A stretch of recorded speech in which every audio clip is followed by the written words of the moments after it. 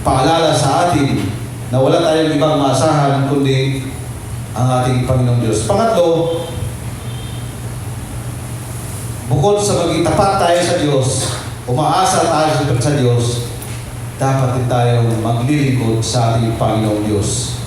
Maglilingkod tayo. Sabi ni Jesus Christ sa Mateo chapter 25, 34 to 36 hanggang 3 ng 40. Ito po sinasabi. Yung pula lang po basahin ko Magsiparito kayo, mga pinagpala ng aking Ama. Yamang inyong ginawa sa isa dito sa aking mga kapatid, kahit sa pinakamaliit na ito, ay sa akin ninyo ginawa. Sabi yan ng Panginoon sa Kristo, ulitin ko.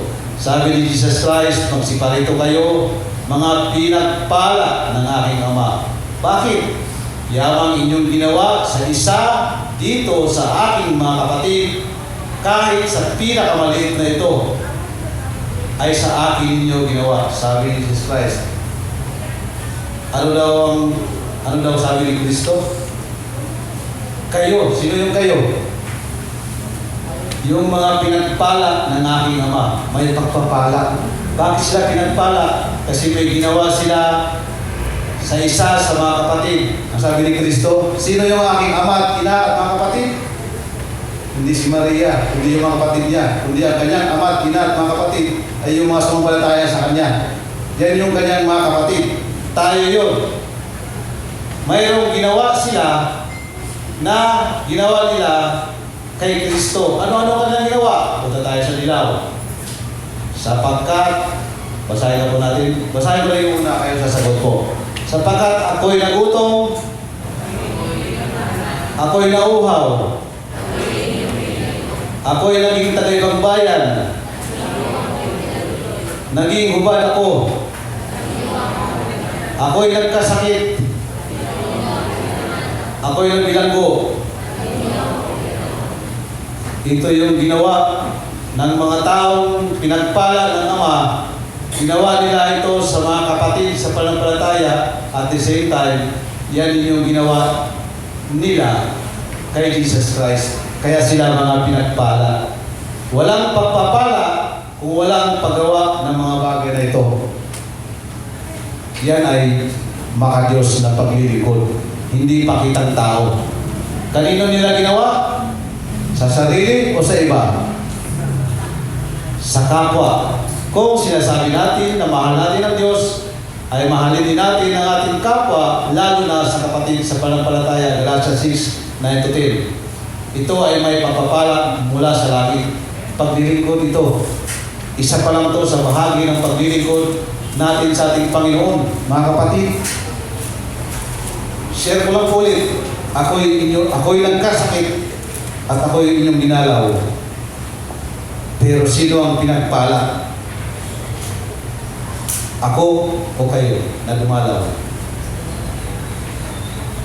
Kayo ang pinagpala dahil kayo ang dumalaw. Yun yung espiritu ng iglesia ng ating Panginoon. Nandun yung pagtutulungan. Nandun yung pagdadamayan. Sabi sa Galatians 6:2, magdalahan kayo ng mga pasanin sa isa't isa at tuparin ninyo gayon ang kautusan ni Kristo. Ano yung kautusan ni Kristo? Love the Lord your God with all your heart, mind, and soul. Love your neighbor as you love yourself. No? Magdalahan kayo ng mga pasanin. Kaya mahalaga mga kapatid, akala natin yung pagdadalaw, wala yan, dadalaw, huwag natin dalawin. Kaya encourage natin ang lahat. Kasama din po ako.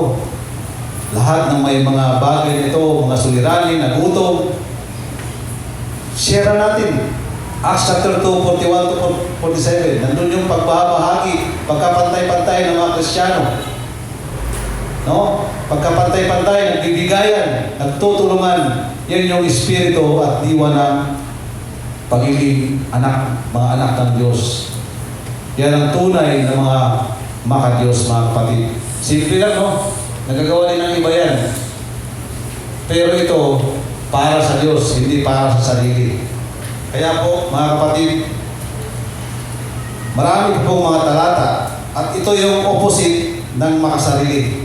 Laging papunta sa Diyos. Hindi papunta sa pakinabang ng sarili.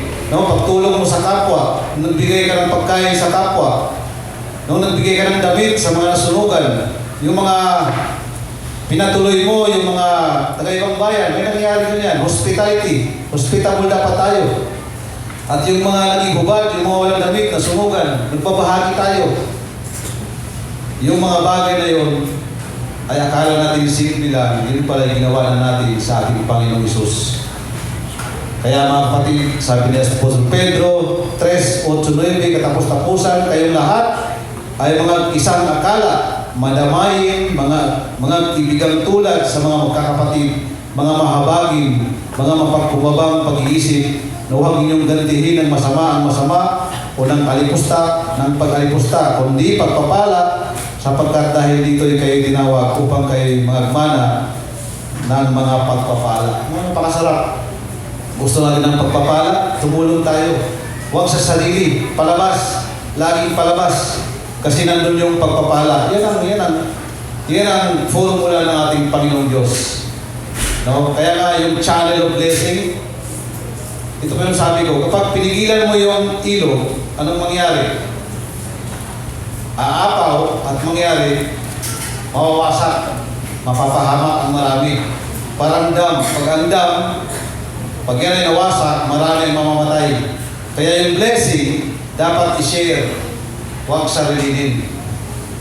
Hindi naman pinag-usapan ng malaki, maliit, basta mayroon tayong may bahagi sa ating mga kapatid. In conclusion po, ang Diyos ay buhay at totoo. Siya ang lumikha ng buong universe at lahat ng mga bagay na nakikita natin at hindi natin nakikita. Siya ang may bigay ng ating buhay, pati ang ating paghinga. Kanino pa ba tayo pupunta, mga kapatid? O, kanino pa ba tayo pupunta? Ngayon, kilala na natin ang ating Panginoong Diyos. Kilala na natin kung sino susundan natin.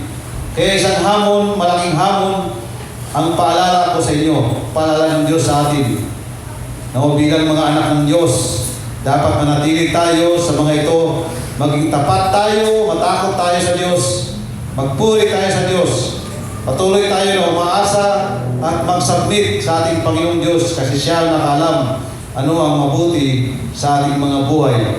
At huwag tayong mapagod sa paglilingkod sa Diyos, mga kapatid, sa magitan ng pagtulong natin sa ating kapwa. Basahin na po natin ito ng malakas, mga kapatid. I am the Lord, your Savior. I am the one who created you. I am the Lord, the creator of all things. I alone stretch out the heavens. When I made the earth, no one loved me. Tayo po tayong lahat para sa isang panalangin. Ulitin ko po ha. I am the Lord, your Savior. I am the one who created you. I am the Lord, the creator of all things. I alone stretched out the heavens. When I made the earth, no one helped me. Yan ang Diyos natin. Yan ang ating Panginoong Jesucristo. Siya ang Panginoon, siya ang tagapagligtas natin. Wala tayong ibang sasandalan, kundi sa Kanya lamang. Binigyan tayo ng magandang halimbawa at perfectong example ng ating Panginoon Jesucristo. Kaya nais ang Diyos na sundan natin siya at tularan para tayo magiging makadiyos sa harapan ng ating Panginoon. Dakilang Diyos, salamat po sa mga paalalang ito na kami yung mga anak dito sa dahon ng Tayabas. Dakilang Diyos, maraming mga panahon na pinakita mo sa amin kung gaano ka po kabuti, kung gaano po kayo kamakapangyarihan, kung gaano po kalawak ang habag ninyo sa amin. Maraming dinadanas sa bawat isa, individually, as a family, as a church, marami po kaming pinagdaanan. Pero nagtagumpay kami, hindi dahil sa kakayanan namin, kundi dahil sa inyo who created us. You are our Lord and you are our Savior. Sa inyo lamang kami sasandal at magtitiwala at maglilingkod dakilang Diyos. Pagpalain niyo nawa, Panginoon, ang aming mga pananampalataya. Palaguin niyo, Panginoon, ang aming pananampalataya na sa anumang mga pagsubok, sakit man yan, suliranin man yan, Ano man mga problema sa buhay, kayo, dakilang Diyos, ang siyang magbigay sa amin ito dahil wala kaming maasahan kundi ikaw lamang. Ipagkaloob namin ang lahat ng mga bagay na ito, dakilang Ama, sa pamagitan ng aming Panginoon sa Kristo, Diyos namin na tagapagligtas. Amen. Tayo natin.